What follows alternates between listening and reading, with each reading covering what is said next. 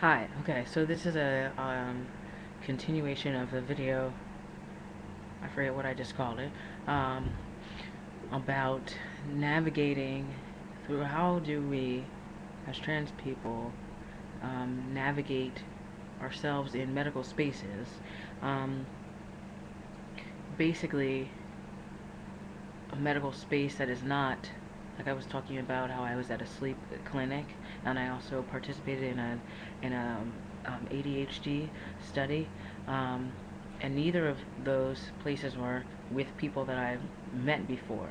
Um, they were with um, two completely different staffs of medical and um, psychological people um, that were not my are not my primary care physicians, or I mean they're strangers. So um, I mean I it's a lot of people kind of resist or hesitate um, when it's time to have a medical issue addressed, because of the dysphoria we have with our bodies and the uncertainty of how we may be treated, or I mean also the whole insurance deal. But um, I think it's relevant to think about voluntarily putting yourself in a medical space. Um, I have another friend who participates in studies, and I think he's done the same type of studies that I've done, sleep studies and ADHD studies. When I was doing the ADHD study, I didn't think that my biological sex would be relevant. I read through the description of what the study would entail, and um, I had already noticed from my experience that how my brain has changed. So I think that ADHD studies are just about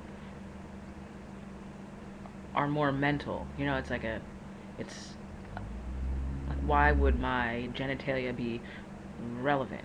Like, cause my hormone levels are male, and they put, like I said, also like the way I think is more male. So I think that my brain has changed to be more male, and I think those are I initially thought those are the, and I still think those are the only things that are relevant to the study, the way it was being conducted, um, the way my brain responds to certain things, my energy levels, um, and yeah, I didn't really I didn't think it was my sex would be relevant.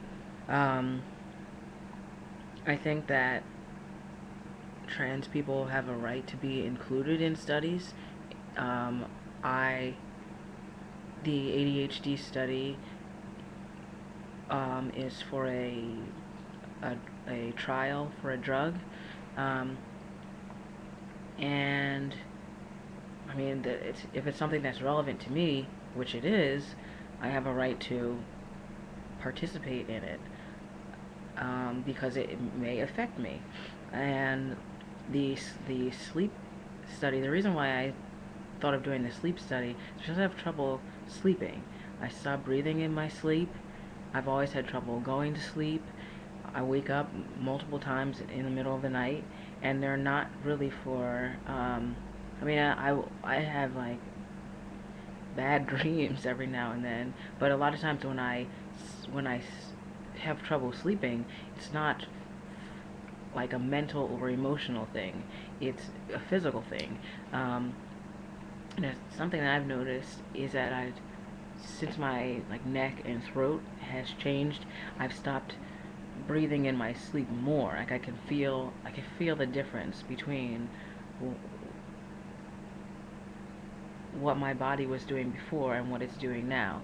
So it's more relevant to me now um, than it was before. So, I mean, I don't know what other studies I would participate in. Those are two issues: sleep apnea and short sleeping, and ADHD, which are extremely relevant to my life. So, um, I'm wondering if anyone else like voluntarily puts themselves in medical spaces to for the other reason why I did it is obviously for the financial compensation.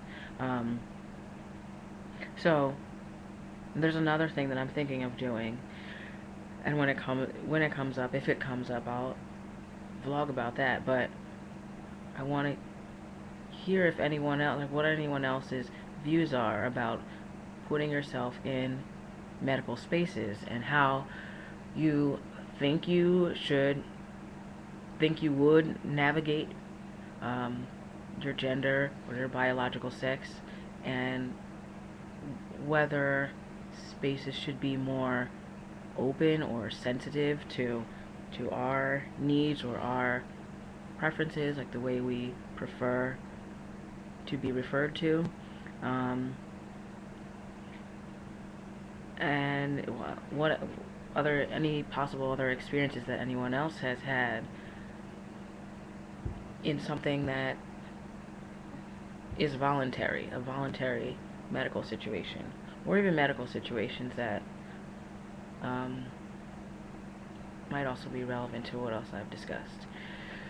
I think I was probably really rambling, so, and saying a lot. But that's what you're gonna get for today. So, navigating ourselves in voluntary medical situations is what I want to discuss. Thank you.